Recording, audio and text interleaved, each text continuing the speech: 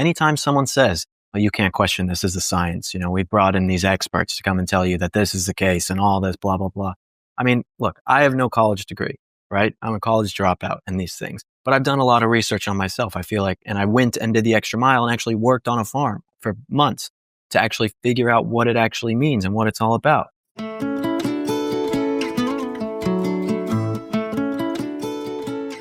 From the Weston A. Price Foundation, welcome to the Wise Traditions podcast for wise traditions in food, farming, and the healing arts. We are your source for scientific knowledge and traditional wisdom to help you achieve optimal health. And now here is our host and producer, Hilda Labrada Gore. Hey, Hilda here. Young people are being given prescription meds, basically handed out like candy, and conventional therapies that lead them nowhere fast. This may be part of the reason real foods like meat and raw milk are part of a new movement, if not an out rebellion. This is episode 529, and our guest today is Will Witt. Will is a 2-time national best-selling author and an international speaker. His videos have received over 1 billion views online, and he has been featured on outlets such as Fox News, The New York Times, The Daily Wire, and more. Will used to work in politics and the culture war, but he has turned his attention now to focus on health, nutrition, and lifestyle. Today, Will describes the wake-up call that happened to him that got him into all of this, how he was diagnosed in his mid-20s with an unusual old man's disease. He talks about what preceded that, including why he dropped out of school, and what led him to work on a dairy farm. Basically, you'll find out soon enough that Will broke away completely from the standard American diet, and his life has changed for the better. And you'll get glimpses of Will's kind of rebellious streak when he talks about how he sees our society as something of a Brave New World type scenario. And he talks about how we can avoid being pawns in the system. This is the second episode in our young adult series this spring, by the way. We're hearing from young people and touching on the topics that are particularly relevant to them. Before we get into the conversation, I want to tell you a little bit about a special farm that is doing things that are moving us in the right direction. It is helping educate children so that they have a joy and a curiosity in learning to become self-sufficient. This farm is empowering children to tap into their inner wisdom and to become self-sufficient. It is Meadows Bee Farm, and it has the coolest program and curriculum and badge system that can address all of the issues that are facing our children today. Everything from kind of a malaise to a chronic health conditions to a discouragement. This program does the opposite, empowers children to learn to grow their own food, work with real livestock, and garden. It helps them tap into their curiosity. And Meadows Bee has been running educational programs for over 10 years, by the way. And so they've got the experience that they've learned in the trenches, and they can tell you what is tried and true and what helps children blossom to become, as I said earlier, self-sufficient, as they experience up close how farms operate and what hard work it takes, as well as how much fun it can be. Meadows Bee Farm now is offering, for the first time ever actually, programs that you can implement wherever you live, whether you're a farmer, a parent, an educator, or simply someone who is passionate about children and children's health. Their programs and their tools are easy to implement. You can get going on them today. Go to youngfarmersstarts.com for more information, or contact Meadows Bee directly through education@meadowsbee.com with any questions or tips for how to get started. You can also follow them on Instagram @MeadowsBeeFarm or go to their website, meadowsbee.com. I have had the privilege of seeing their work up close, and I'm going to tell you straight up, it's the real deal and makes a difference for children. This is Hilda Labrada Gore, and you're listening to Wise Traditions. Welcome to Wise Traditions, Will. Thank you so much for having me. This is a really monumental thing for me, actually. I'm very excited to be here. More excited than usual for other podcasts. Just because of, Weston A. Price, and Nutrition and Physical Degeneration was one of the first books that I read in this whole space. I mean, it's just such a fantastic read, and everything you guys do is awesome. It's amazing. It points to ancestral wisdom. We're so thankful to be a part of this movement, which is gaining steam. I want to ask you, though, Will, what was your aha moment? When did you realize, okay, the standard American diet and lifestyle just isn't working for me? Well, it actually started when I was living in LA. This was about 3.5 years ago. And I was walking around. I think I just filmed a video for when I was working at a company I was at, and my foot just started hurting horribly. It felt like I had rocks in my shoe, like someone was stabbing my foot. And so I go to the doctor. I didn't have any cuts on it or anything. I go to the doctor and say, oh, this is gout. I'm like, isn't that what old people get? Don't old people get gout? But Yeah. I didn't even know what it is. They call it the king's disease. I was like, it might be kind of fitting, whatever. And so the doctor, he starts telling me, he says, you got to cut down on red meat. You need to eat more vegetables, more salads, things like that. And I'm like, okay, I didn't know any better at this time. And so I cut out the red meat. I mean, like lean turkey and stuff like that, and lots of vegetables and things like that. And my gout didn't improve. It got worse, actually. And I felt like I couldn't walk. I didn't know what to do. And so I started looking online for other things and other alternatives.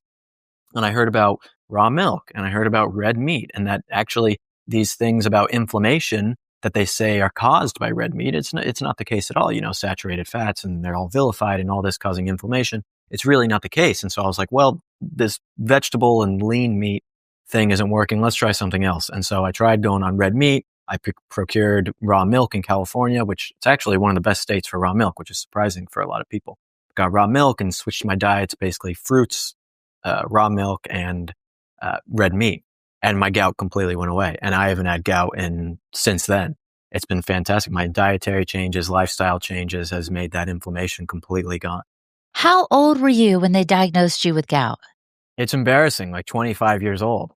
So, it's it's not the greatest thing to say I'm 25 years old with gout. That's a horrible thing to say. But I think it goes to show what is very indicative of our society today, in the sense that even someone as young as me at 25, and I wasn't like just a complete couch potato or anything, but I ate for convenience. I would go and have something on my lunch break or at dinner and order something. It didn't seem all that bad. It just felt like this is what everyone else does. So it's just very strange. What did the doctor say, Will, when you were like, okay, everything's turned around and reversed? Did you ever go back to that doctor? No, I didn't go back to that doctor, because then I was like, well, there's no way that these people are trained right. And this was right around, I think, when COVID was starting to happen too, or like right before COVID. And then COVID happened. And then you have these same doctors who are telling everyone you got to get jabbed and you got to wear your mask and the 6 feet and all this nonsense. And I was like, well, if these same people are saying this, what does all this connect to? How is all of this related? There must be some sort of reason, because this guy didn't help me. And then he also wants people to do this. It doesn't seem very helpful in any of these kind of things. And so looking into all of it and seeing, wow, we've been lied to about so many things in our health. I mean, thinking for so long how bad butter is for you, just as a very simple thing, is something that was ingrained in me as a kid. Eat lettuce, don't eat butter. And that's pretty simple right there that you get told. And now I realize it's a complete opposite. And I wish, maybe you guys would like this, but I could send you guys some before and after pictures of my diet that you guys could put on the screen or something for the people who are watching. It's ridiculous, losing like 12 pounds, going all lean, muscle mass, everything, just from the dietary changes and other stuff. When Sally wrote her book, Nourishing Traditions, it was pushing back against what she called the diet dictrats, the people saying go low fat, all the things you're saying, eat lettuce, avoid butter. But it just shocks me that here, so many years later, probably over 20 years later, that message is still going out. Yeah, I don't get how it's like I'll go meet people, and I guess I'm online all the time and doing research, and, I'm becoming a health coach and getting everything I can so that I can influence people and talk to people about these things. And I'll talk to someone and they have no idea. And I guess I'm kind of in the echo chamber a little bit of thinking like, doesn't everybody know that butter is good for you now? Isn't that like what they're talking about? But people still don't know. They have no idea. I try and tell people about these things and like that no way. Butter tastes so good. I don't want it. That's going to make me fat. Lettuce tastes bad, but apparently it's good for me because it tastes bad. It's like these very like ingrained type of modalities that people have when it comes to nutrition that are just completely outdated. And even a lot of the, I guess you could say, more mainstream people are starting to come out about whole fat dairy and, the HDL versus LDL and cholesterol and those kind of things. So there is like a resurgence of that, but the government standards with the USDA and the food fill my plate thing or whatever it's called, because I know they don't do the food pyramid anymore, but it's like the My plate, my my plate. plate. Like these are still completely backwards. Is this one reason you wrote your book, Do Not Comply? Did it have to do with the nutrition guidelines or more than that? Yeah, when I think about do not comply, because I'm actually naming my health coaching business Do Not Comply Health, because really what all this comes down to, I mean, when you hear do not comply, you think of COVID and you think of the vax and the masks and distancing. But really, it's about anyone who wants to turn you into a slave, right? I'll talk to so many people who are now on this new dietary trend and doing these things. And when I was eating pizza and DoorDash, whatever nasty stuff, and not eating healthy, no one said anything. No one said anything. But then I go and say, well, I want to drink raw milk. I want to eat beef all the time. I want to eat fruit is basically my only source of carbs. And they're like, you're crazy. You're a crazy person. I'm like, I'm eating what is so basic and like Occam's razor, the most simplest solution. And you're telling me this thing with 100 other ingredients is the normal way to live. I think it really just comes down to doing the most simple things. The do not comply is about anyone trying to make you into a slave and tell you that you cannot question what this actually means or what the purpose of this actually is. Yeah, because I've read that you've said these terrible pseudo foods that industry, big food and big ag and the government are promoting as healthy are actually destroying our minds, making us more likely to comply. Yeah, I mean, anyone who has ever gone on a weekend binge and they've drank or they've eaten horrible foods, I know like when I'm on my good diet now and I'll go out somewhere and I'll have, Pizza Hut or something like that, and I had that a little while ago and I felt terrible the next day. I felt awful. My body couldn't even handle it anymore. And it's like, is this what I'm feeling like? What I was feeling like all the time when I was eating these horrible foods? When you are eating well, these pure primal, whatever type of foods, you feel fantastic. Obviously you have your on and off days, but for the most part, you're feeling great. You wake up with energy. You go and get some sunshine as soon as you wake up. You feel great. But if you're eating these foods and also injecting yourself with whatever and ingesting any sort of bad supplement or whatever it might be, you are setting your mind up for failure. And it's like people talk about, oh, I want to fight against my government and tyranny and the elite and all these types of people. You cannot fight against these people if you have chronic illnesses by the time that you're 60 years old. If you have gout by 25 years old, you cannot fight against your government. If you have a lethargic brain, if you have, obesity, any of these things, you just can't do it. So staying in that peak performance health, I think is really important, imperative for not letting these people control it. That's right. And these chronic health conditions, as you pointed out, are starting at younger and younger ages. I'll never forget when I was teaching fitness classes, I was like 40 something, I guess. And I had a friend who was 20 something. She's like, yeah, I've got arthritis. And I was like, what? You have arthritis? At that time, I didn't really know that much about the nutrition component. And I just thought, how can this young girl be, crippled basically, and so affected in her joints by arthritis, which I also thought of as an older person's condition. But these conditions are showing up at younger and younger ages. Yeah, I had arthritis in sixth grade.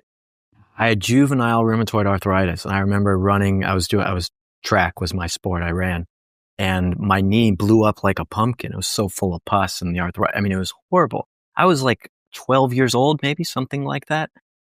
I shouldn't be having arthritis at that age, And of course, there's a lot of different factors. There's prenatal environment, the environment that you're in, the food that you're eating, all sorts of different stuff that could potentially play into that genetics and all this stuff. But, you don't read about our ancestors having arthritis when they're 12 years old. I mean, this is just unprecedented levels of unhealthiness that we're having in our society. Some our fault, some not our fault. Whatever it is has to be addressed to have a good functioning society. Right. And as people say a lot now, like no one's coming to save you. So you have to take your health into your own hands and start making some choices, as you did when you went to raw milk and red meat and to fruit. What was your next step, Will? Was that when you started working on the raw dairy farm? Yeah. So, that came a little bit later. I moved to Florida and I started a newspaper out here. It's called the Florida Standard. And I did that for about a year and a half, but was still very into the health things and talking to people about it. Ended up selling the newspaper. And then I went and worked on the raw dairy farm with a girl who I was dating at the time. And it was a fantastic experience. I had never worked on a farm before. Raw dairy is something that I would say it's probably the hardest form of farming that there is. And that's only because of the amount of cleaning that you have to do It doesn't matter what day of the year it is. It could be Christmas, your birthday, New Year's Eve. The cows have to be milked twice a day, unless they're feeding the calves, but basically twice a day, every single day. And the machines have to be completely cleaned. The regulations that they have on these things for raw milk is insane. It's unlike any other type of farming, I think, in that kind of way. So it was a very difficult experience, 5 a.m. milking the cows. But I think I loved it, despite how difficult it was. Well, I'm glad you're saying this about how intense it was, because some people think, well, the government isn't regulating raw milk, so probably it's full of pathogens. But actually, because it's a self-regulated industry primarily, I know, for example, Sally Fallon Morellic, she's constantly testing her pet milk, which is how she sells it in Maryland. There's always a more rigorous standard, I would say, because there's no pasteurization that could kind of blanket what's going on. In other words, the milk as it starts out raw has to be clean. Mm-hmm. Yeah, I mean, I'll talk to farmers all over the nation, and a lot of these states that do have these pet consumption laws, Florida is one of them, and you talk to them, and some of them will say, obviously they want to sell it to humans, if that's okay, but people will say, it's actually okay that it's for the pet consumption only. Because let's say someone goes and they drink the milk, and for some reason, God forbid, not likely this would happen, let's say someone did get sick. The farmer could go say, well, you're not supposed to drink it, it's for pets only. So it's like, in a sense, there is a weird kind of protection of the farmer in a way with that type of thing. And if I would have heard this before ever going to the farms and saying that, I would have been like, oh, that's dumb. It's just whatever, for humans, totally fine. But I've talked to a lot of farmers and they say, oh, that actually protects us in a way, even though they're not selling bad milk. It's more just like something that they don't have to worry about in that way. But of course, we want to get raw milk to the mainstream and have it so that everyone can enjoy it. It's nature's perfect food to me. It's my biggest issue, is the raw milk for people. Yes. Oh my gosh. And of course, here at the foundation, we love it so much. And we started a raw milk or realmilk.com, initiative to it was called a campaign for real milk. Sally started this back in the day, and consumption, I think, has gone up. It's gone up 60 some percent, in the past year. It's just taken off. It's really exciting to witness, isn't it? Oh, it's so exciting. I did a raw milk cleanse a few months ago. So for 5 days, I would have liked to go longer, but I kind of missed having a burger. But I did 5 days of nothing but raw milk. And it was from this protocol book from the 1930s from a doctor. Because, if you don't know, people used to prescribe raw milk for all sorts of medicinal benefits for people. Mm-hmm. It's absolutely staggering, diabetes and all sorts of different things. And so I did this raw milk cleanse. It was, I think, 6 ounces every 30 minutes for the entire day, from basically when you wake up to when you go to sleep. And it was incredible, because at that point you're basically going into ketosis, for the whole time with that, and you feel like you're on top of the world. It was definitely difficult at first, like you're not eating anything, no water, no anything, just the raw milk. But after a while, it was pretty incredible, and I felt great afterward. Well, and I think that's one reason consumption has gone up, because people feel so sick and they're looking for answers, and they're coming across influencers like you and others, and they're saying, let me give this a shot. But because it's doing so well, I think it's threatening the status quo and the dairy industry, the conventional dairy industry. This is one reason I think possibly they're trying to blame raw milk or restrict the purchase and sale of raw milk, because they're linking it to the bird flu, because it's threatening the industry. What do you think, Will? Oh, well, of course, that's complete nonsense. These the way when people talk about this, if you look at the amount of sicknesses that people get from something like deli meat, it far surpasses anything that people have gotten from raw milk. I know that brand, Raw Farm USA, people have probably heard of them. They're probably the most popular raw dairy brand out there. And every time I go on Instagram and look at their page, they're facing some new controversy of someone coming after them for, oh, this was sickness or that type of thing. And of course, they explain it and say, no, this isn't the case. None of this is actually going on the way that they're saying. It's all manipulated.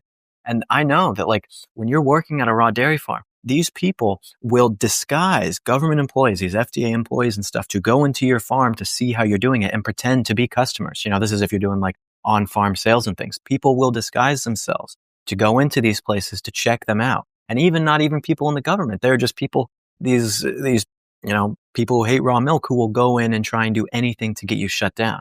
So the self-regulation, all that is paramount.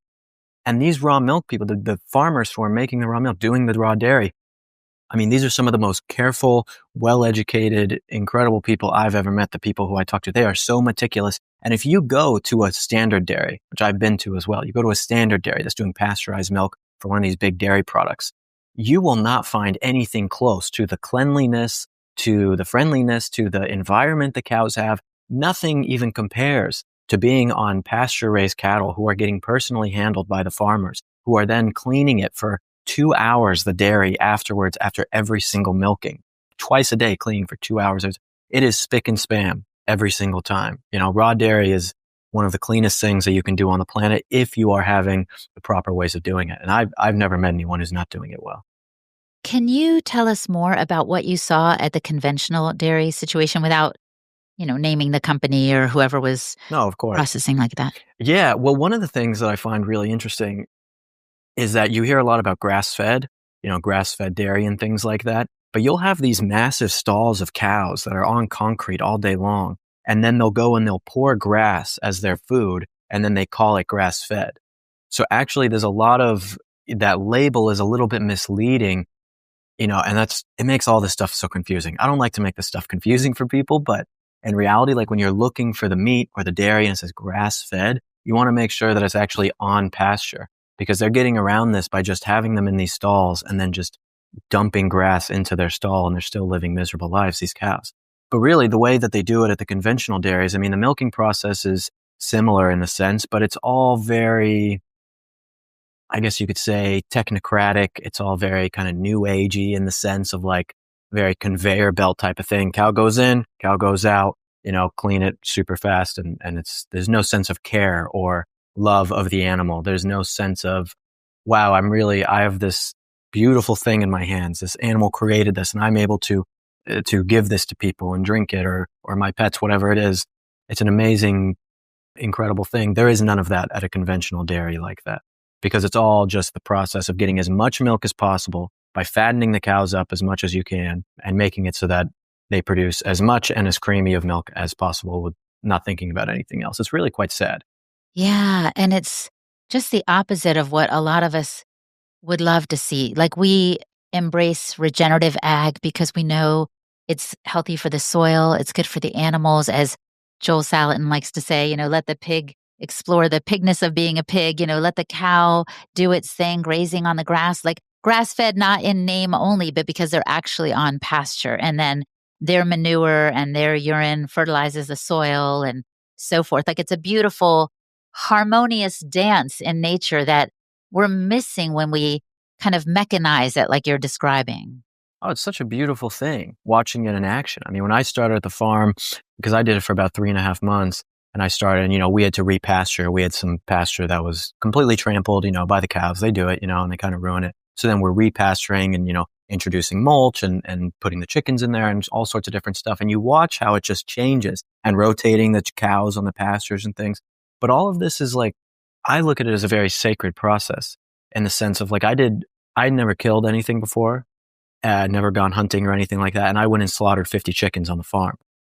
Chickens who, I mean, you can kind of say I knew. Yeah. I knew the chickens. And I slaughtered them. And it was like an experience like nothing else I've ever done in my life. And you process them and you put them in the bags and then you're ready to ship to people and all of that. And you look at it as like, I'm taking this animal's life. Thank you, chicken, for doing this, for sustaining us. Most people don't know where the food comes from, what it takes to do all of this. If they actually saw how it was done, they might have a different opinion about the conventional farming versus the regenerative farming, where the people who are doing it regeneratively, who are putting the effort and time into their animals to make the best product for people, I mean, they really care. And that's the most beautiful thing. All the farmers who I talked to, I mean, they really cared, which was so cool to see. Coming up, Will explains why he thinks our society does resemble Aldous Huxley's Brave New World. And he tells the story of how a simple interaction when he was in school changed the trajectory of his life. You're listening to the Wise Traditions podcast from the Weston A. Price Foundation. We pause now to recognize our sponsors. Paleo Valley. If you avoid meat for environmental reasons, you are going to love Paleo Valley's grass-fed and finished beef sticks. Every time you enjoy one of their beef sticks, you can feel confident knowing that you're doing your part to put an end to inhumane factory farms that negatively impact the environment.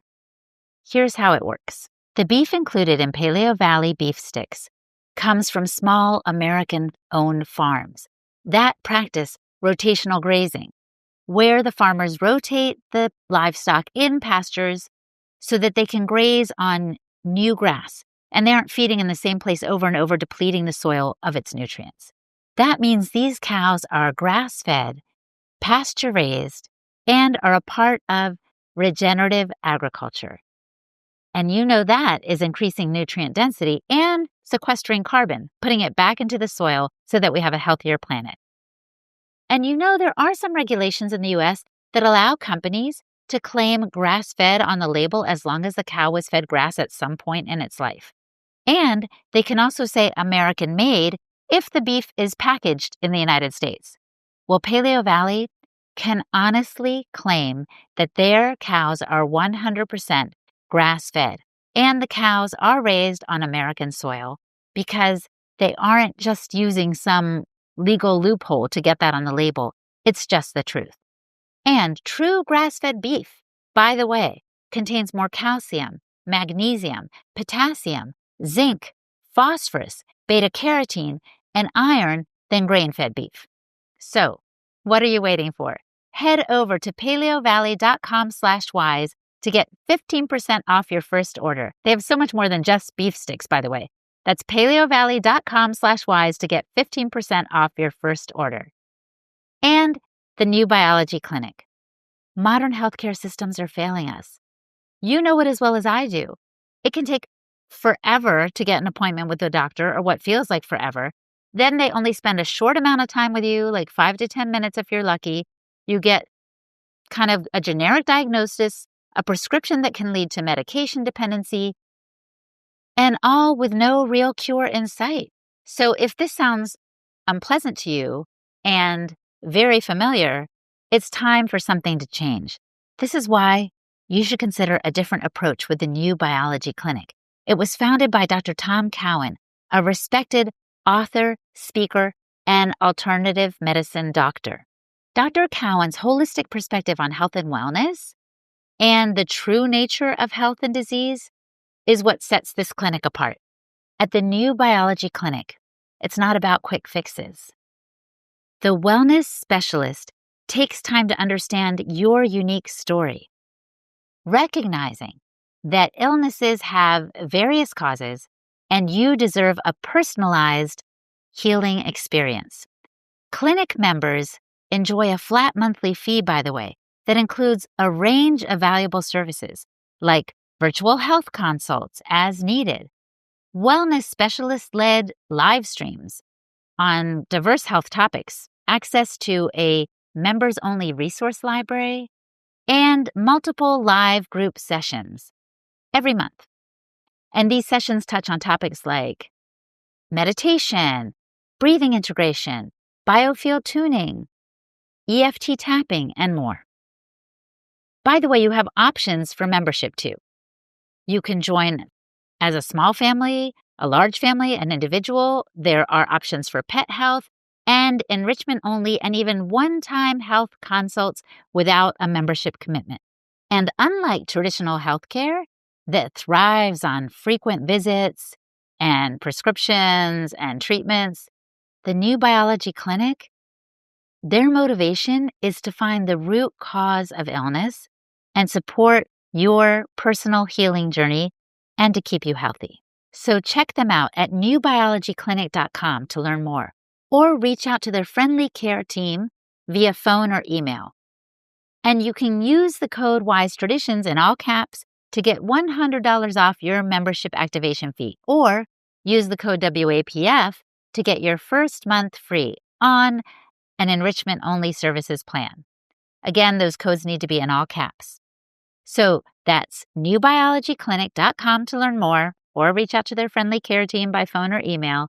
And the codes are WISETRADITIONS in all caps for $100 off your membership activation fee, or the word WAPF in all caps again to get your first month free on an enrichment-only plan. Your journey to genuine healing begins here. This is Hilda Labrada Gore, and you're listening to Wise Traditions. Now I want to pivot a little bit and talk about the Brave New World that you see. A lot of us read that book back in the day. It was kind of a recommended reading in 10th grade and high school, picturing a scenario where the world isn't as beautiful as what you were just describing, where it's not kind of that human touch. How do you see that coming to fruition now, Will? Yeah, so in high school, a lot of people had to read 1984, and then they also had to read Brave New World. I think a lot of people, at least in like the political movement, look at the world as more of a 1984. They think the government is spying on them and all these things. And I think there is a degree of truth to that. But to me, it looks way more like Brave New World because of, I'm not sure how familiar people are with B.F. Skinner and his work in behavioral psychology and all that he did. But essentially, he found that positive reinforcement works well for influencing behavior for social engineering than negative reinforcement. A dictatorship of a dictator cracking a whip on people is not going to last because the people will revolt because they don't like it. Autocracy or technocracy rather, with positive reinforcement for bad behavior is going to make a self-sustaining type of society. And that's what you have in America today, where the people who are doing the worst things, the people who are doing things that don't actually help people are either for their own vanity, control, whatever they are, get rewarded for these kinds of things. It's like getting rewarded for being the most immoral person, for being debaucherous on social media, all these kind of things. They get rewarded in our society, and then that makes more people want to do it. Instead of putting forth the good values through positive reinforcement of courage and this good health stuff and truth, goodness, beauty, those kind of things, it is the worst of our society that I believe gets heralded to the top positions, and then it self-fulfills and the people below want to emulate that and they become controlled through that. And of course, we see this in middle school and high school, like who's the most outrageous kid, and everyone's like, pay attention to them. But it's happening on a broader level in society. Are we bringing this on ourselves, or is it coming from the top down, do you think? I think it's both. I hate to say that it's just the people at the top, because I know for myself, of course, the food in America is terrible, right? Like you go to a popular health store and you still look on the ingredients on the organic snacks and it's full of seed oils and all this stuff, But it's like, I know the information, I know the knowledge, even though the world is out to get me, I would say, I can still make the good choices for my life to do whatever it is that I want. In my political career with all the stuff that I did, I saw the political world changing with my conservative movement and stuff like that. And it didn't look good to me, the way the conservative media world was going. It felt very self-focused, very much so on the people were doing these things just so that they could get more accolades. They didn't really care about the message they were putting out. And for me, it was like, I didn't really want to be a part of that too much anymore. But it's like, that is a personal choice. Even though the world around me is looking this way and I'm supposed to do this, I didn't want to do that anymore. So there is a sense of personal responsibility that people need to take, even if the world around them is terrible. Because imagine if everyone took personal responsibility, if everyone stood up for the truth and what they believed in. Well, none of this stuff would ever be a problem anymore, because everyone would be brave enough. I would always get people calling me or in my speeches and asking me like, how do I stand up in my class for what I believe in or against my family? It's so scary. And I'm like, well, just imagine if everyone who also has these things also stood up at the same time. You wouldn't have to worry about these kind of things anymore. But because people are so scared about taking that step, about that personal responsibility and taking that risk, well, then we're continually stuck in this situation. So it's imperative now that everyone stand up. Of course, there are people at the top doing evil things who want to control us, who are making our lives very difficult. But that doesn't take away your own personal responsibility to see what is going on and change it for yourself. Yeah. And when that one person has that courage and digs deep and takes that stand, then it inspires others to do the same, right? So it can become a tidal wave that moves in the other direction. Oh, yeah. My whole thing, I got into all the political stuff I was doing. And again, I don't know the complete politics of your audience or anything, but for me, I was very conservative. And I was sitting in class one day, my sophomore year of college, and a girl comes up to me and she's like, who are you voting for? This was in like 2016. I was like, I don't even know who you are. Why are you talking to me? And she was like, well, I'm voting for Trump. I was like, oh, that's cool, I guess. Why are you doing that? And this girl started talking to me and explaining all these different things to me. And I was like, oh, wow, that's very interesting. And eventually, because of this one girl coming and talking to me, I got hooked up with the organization I went to work for, then PragerU. And, my whole life started, dropped out of college to go do this. because of one girl coming up and talking to me and changing my mind on this topic, or just at least opening me up to a different opinion. So it's like you have no idea who you could influence by just going and saying the things that you believe. And you don't have to do it in a mean-spirited way. You're doing it in a compassionate way. But it's so incredible what can happen. Oh my gosh, I love that. Yeah. And in this case, well, with the foundation, we're apolitical, so we don't really take a stand on any of that stuff. But all of this translates well to the food space because we do need to be bold because raw milk can be vilified, as we've discussed, and other things too. People say that maybe it's bad to eat meat for the environment. Did you know, Will, that they've come out with some kind of like pill or injection for cows to stop them from farting so much? And it just, I think I saw something about that. it's so absurd because, again, instead of getting to the root cause of like, okay, maybe the animals aren't in a great situation, they're on concrete, they have a lot of flatulence, I don't know. Instead of, maybe changing their environment or even realizing that it's not their flatulence that's causing climate change, we are trying to like fix the cows instead of fixing other things. It's so silly. Oh yeah, I mean isn't that basically the whole reason why GMOs were invented, and pesticides and all this? It's like instead of looking at the root problem, our soil's bad because of this. Well, we've done this and ruined the environment, and now we have to continue chopping all these trees, whatever it is. Instead of looking at that and saying this is the main root of the problem, it's let's find a quick Band-Aid solution. One thing in regenerative farming, a lot of regenerative farmers, they don't till the soil because tilling the soil actually is not good when you're trying to resow your fields. But, we've tilled the soil so much all across America that you basically have nothing left, and you have to put these chemical fertilizers into the soil because we've done that to the soil now. But it's like, and then they say, oh, I'll go till it again this year, maybe that'll help. You're just putting a Band-Aid onto a bigger problem. You need to introduce biodiversity into your place and not monocrop and all these different things. And then you can fix your soil to then do a better thing. But if you're not doing these and just these Band-Aid solutions, none of it's actually going to fix actual problems. But that's a very difficult thing to do, to actually want to fix the problem.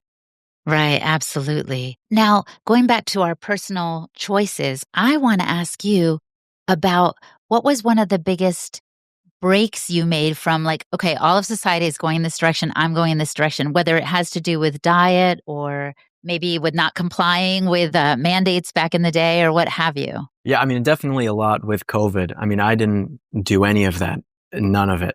And I couldn't be happier in my life now that I didn't do any of it. You hear all these young people who are my age and they say, well, I got vaccinated so I could go to a concert. Like, you got vaccinated so you could go to a concert or you could fly to Greece or something? I'm like, you really gave up that easily? It's crazy. And then they tell me raw milk is bad for me. It's just so funny when I hear that kind of stuff. But definitely during the COVID, I mean, I would say quite a vocal voice for, I would say, a very loud minority of people who are standing against these kinds of things, against the vaccines and the state. And living in LA at the time, I mean, you couldn't go anywhere. You couldn't go to a restaurant. You could barely go to the grocery store because I would never wear a mask. Oh my gosh. And what about the beaches? Weren't some of the beaches closed Some too? of the beaches were closed. I mean, it was phenomenal. I mean, phenomenal in the opposite direction, but you know what I mean? Yeah, but so Will, you were so young. What gave you the fortitude? Because it really isn't easy to do something that's against the crowd. I think we're a tribal people, as God made us. We were meant to belong. We like being a part of a group. And suddenly you're like pushing back against what most people are saying and doing. It just felt right to me. I think up until COVID, I had been working in kind of the political space and I'd been doing things and I'd become very successful and doing that. But a lot of it, when you're kind of in the political space and talking about these things, you're kind of pontificating on things that haven't exactly happened yet. You know what I mean? You're talking about, oh, well, if the Democrats or the Republicans do this, it's going to be terrible. Or, if this happens, this is what's going to go wrong. But when COVID happened, it was like, this is real. This is in my nation right now. This is happening. And it is all these different things that I have thought about, I've been warned about. And now it's actually coming to fruition. I have no other choice but to go and fight against it. And I do get it that people come up to me and say, oh, Will, you're brave for doing this, or the other people, you're brave for doing it. I don't feel that way, really. I just felt like this is just what I should be doing. I wish that more people would go and do the same thing, because I understand I'm in a position that's different. I'm a political talking head or, influencer, so I have a different degree of what I do for a living. But I just wish more people would go out and say these things, because what we could accomplish as a country, as a nation, as individuals, if all of us just took that leap to be brave about these things we believe in, I mean, we have no idea what we could accomplish. Yeah, like the girl in the classroom. But what strikes me is you were interested, you were engaged. I think sometimes we become almost, let's say, evangelical in some of our zeal, and we turn people away because they could care less, or they simply, even as the Bible puts it, they don't have ears to hear. hmm I think a lot of people, like, this might throw off some people. I don't know. I'm a flat earther, that type of moniker, whatever. And I'll go, and I've talked to some people about this, like at a Thanksgiving party a couple weeks ago. And I talked to these two guys, and I'm very like lackadaisical. I'm having fun with it, very easygoing with these things. And these guys are getting so mad. They're getting so mad about me talking about this. I'm like, I don't know if it's flat. I don't know if it's round. I just don't have any proof. And here's some different information that might interest you, maybe think about it. And they're like, screw you, like super mad at me. I'm like, why are you getting so worked up over something that neither you or I have any proof is true regardless? And so I think when it comes to a lot of these health things or the politics things or shape of the earth kind of things, whatever it is, a lot of these things are very central to people's identities. And if you come in and attack someone for something that is so inherent to who that person is, like say, I've been eating this food for my entire life. I've eaten broccoli and, low-fat yogurt for breakfast. Well, I don't know, I was eating broccoli for breakfast, but, every single day of my life. And that's kind of who I am. They integrate it into themselves, kind of a Freudian thing there, but they integrate it. And so then when you come and say, well, maybe there's something different, it doesn't compute. So it takes, I think, a real maturity of people to be able to look at new information and take it and say, maybe that's not true. Maybe it isn't, but I'll look into it. I have the mental maturity to do that. But a lot of people in this day and age, because they're so worried about being ostracized by the certain group, like you said, they're tribal, they will get very scared and not want to really have any sort of conversation about these things. And part of it is, and we've kind of danced around this a little bit, Will, but part of it is there is so much coming in. It's not just that we're integrating and identifying with our food, but there's a lot of programming. And here's where we go back to Brave New World, right? Because weren't they always announcing, we're against this country today? And they would like do these mind games with the information that the media and the government was conveying. And so we, again, going back to health, we are more pliable in the hands of those programming us if we are not well nourished.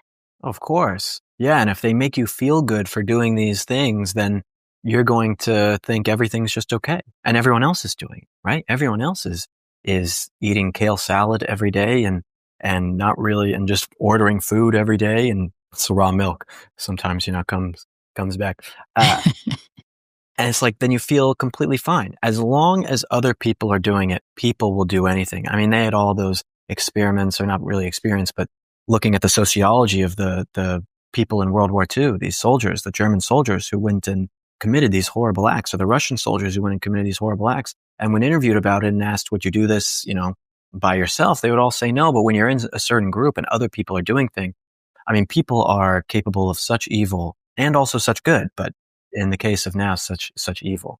Yeah, such good. I was just reading the account of that Christmas Eve on the Western Front, let's say, in World War I, and some soldiers started breaking out on the German side in a Christmas song. And then the enemy, let's say it was the British, I don't recall, but they started singing as well. And the next thing you knew, both sides laid down their arms and started playing soccer and exchanging gifts. And it was like there was a peaceful moment because someone dared to break with the norm and to lift up something special and different. Well, that's what it all comes down to. I have always said that real progress only comes from rebellion. And that, I think, rings true for every aspect of society, not just the health. I think the only way that we move forward as a society is by people standing up against the people who are trying to control them, who are trying to make you think a certain way. Anytime someone says, well, you can't question this is a science, we brought in these experts to come and tell you that this is the case and all this, blah, blah, blah.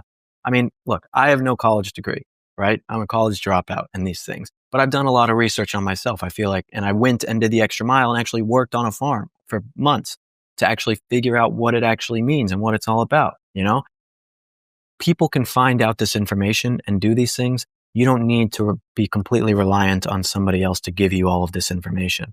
And so people need to be able to go out, get that research, like on Weston A. Price website and, all this kind of stuff, and find out what's really going on. Because if you don't, you are the perfect candidate of this control. And Will, do you have friends, you alluded to this earlier, but do you have friends who are like, oh man, Will, you've totally lost it. Like, just come party with us again. And who cares? Like you said, Pizza Hut or whatever. Like, do you have friends who are just skeptical of the new you, so to speak? Yes. I won't say any names, to embarrass them, but I've had people. I remember when I was switching over my diet and all these lifestyle changes and getting out of politics and all this stuff. And they're like, Will, are you depressed? I'm like, what? No, I'm not depressed. I feel great. I feel better than ever. You're starting to say the earth is flat and you're drinking raw milk for 5 days. You must be sad or something. I'm like, no, I'm not sad. I feel better than ever, actually, with a lot of the things that I'm doing. And I think it's just such a different way of thinking. Like when you really, like for me, I haven't always been this way, but now, I mean, I am pretty out of the box on a lot of stuff. I will say, I don't have a lot of friends. I have a few very close friends, but not a lot of friends on this kind of thing. That's because I think just most people aren't living that type of lifestyle, a very out of the box type of different than what society says. I'm kind of rebellious by nature, and a lot of people aren't necessarily like that. So when they see my life or the things that I talk about, I haven't used shampoo in a year. I don't use toothpaste, like things like that. They're like, what the hell are you doing? This is crazy talk. And they don't, they think it's very strange. They think you're going off the deep end. But if they would just go and do the research, they might find out something new and maybe try it. But That's they just haven't right. done it. Find out something new / ancient, I would say, because that's what's so cool about the Wesson A. Price Foundation. They are based on the work primarily of Dr. Price, who was from the 1930s, as you said. And he noticed these vibrantly healthy people who were not doing the modern things, who were exhibiting this amazing, ability to see and to throw spears and whatnot, and fertility and happiness and optimism. And so that's why he wrote his book, Nutrition and Physical Degeneration. And that's why the Weston Price Foundation gets this information out, even when it's been countercultural. And of course, we don't agree with every view of every guest, and some of us may be globe skeptics as you are, and some of us may not be. But That's okay. I won't hold we embrace the people who are willing to push against the kind of modern tide, because we see good health as stemming from ancient wisdom. And I feel like that's what you've come across too, Will. Yeah, for sure. And it's like with the globe thing, if people don't agree, or the health thing, they say, oh, actually raw milk's bad for you because of this and that. That's fine. You can have that thing. But at least I'm hoping that if you're coming to me with that information, you've at least done research on the other side and have looked at both sides and said, okay, this is what I believe. Instead of just saying, well, I've been told by all these people that this is the truth. And now because of that, I'm not going to listen to anything that anyone else has to say. Right. Like plugging their ears and like, la, la, la, la, la. You want friends who are willing to dig deep. And of course, a lot of our listeners are just in that place. So I hope you've given them a lot of food for thought. And I want to ask you now the question I love to pose at the end here. If the listener could just do one thing to improve their health, Will, what would you recommend that they do? One thing, I think the number one thing for me that has done so much for me is making it so that the exercise, the nutrition, the lifestyle, that it's a life worth living, if that makes sense. Like if I had to be in the gym for 2 hours a day doing cardio and working out, I wouldn't like to be healthy if that's what I had to do. But I don't do that. I do my sprint workouts. I do rock climbing. I do things that are fun and things that actually make me feel good. The food that I make, I don't just eat beef with no seasoning or anything like, I do recipes and stuff. My lifestyle, I do things that get me out and talking to people and meeting new people, like things that actually our ancestors did in a way of play and community and eating things that are, from the earth, like all that. I think just making it so that your lifestyle is a lifestyle that you actually want to live. As soon as you start putting these parameters on yourself of, well, I have to do this so I can lose weight. I have to do this so I can be a little bit healthier, whatever it is. I think you're going to be really upset with yourself and not enjoy it. And you'll actually be unhappier in the path to getting healthy. But there's so many ways to get healthy while also being happy and loving the things that you're doing. And that's what I think is the coolest part about all of this kind of stuff, is that you can live the life that you want to live even better. You don't have to sacrifice all these things for the life that you want to live. You can just live your life to an even greater extent with all of these new things that you find out. I love that. A life worth living. That's what we're all aiming for, I think. It's what I'm aiming for. So thank you so much for this conversation, Will. It's been a blast. Thank you so much. I'm so happy to talk to you. Our guest today was Will Witt. You can find him on Instagram at @TheWillWitt. And I am Hilda Labrador, the host and producer of this podcast on behalf of the Weston A. Price Foundation. You can find me at holistichilda.com. And for the transcript for today's episode, visit our website, westonaprice.org, and click on the podcast page. And now for a recent review from Apple Podcasts. Liz McClee had this to say, "The one, the only. Nothing else compares. WAPF has been ahead of the game since the 90s. Liz, thank you so much for noticing. Yes, the Weston A. Price Foundation was established in 1999, so it's been over 25 years. This year we're celebrating that fact by asking you to join hands with us. We're celebrating that fact at our Wise Traditions Conference in October in Utah, and also by inviting you to join hands with us as a member. If you are not a member yet and you've been listening this far along, join us. Go to westonaprice.org, click on the Become a Member button, and join us for only $30 for the year using the code POD10. You will be joining us and supporting initiatives like this one, the Wise Traditions Podcast. And thank you so much for listening, my friend. Stay well, and remember to keep your feet on the ground and your face to the sun. On behalf of the Weston A. Price Foundation, thanks for listening. We have many free resources to support you on your health journey. Visit westonaprice.org to find podcasts, articles, videos, and more. You can also find a local chapter near you for help in finding sources of great food. We invite you to support the Foundation's mission of education, research, and activism by becoming a member. Thanks again, and take care. Wise Traditions is a project of the Weston A. Price Foundation for wise traditions in food, farming, and the healing arts. The content on this podcast is provided for informational purposes only and is not intended to substitute for the advice provided by your doctor or other healthcare professional. It is not intended to be, nor does it constitute healthcare or medical advice.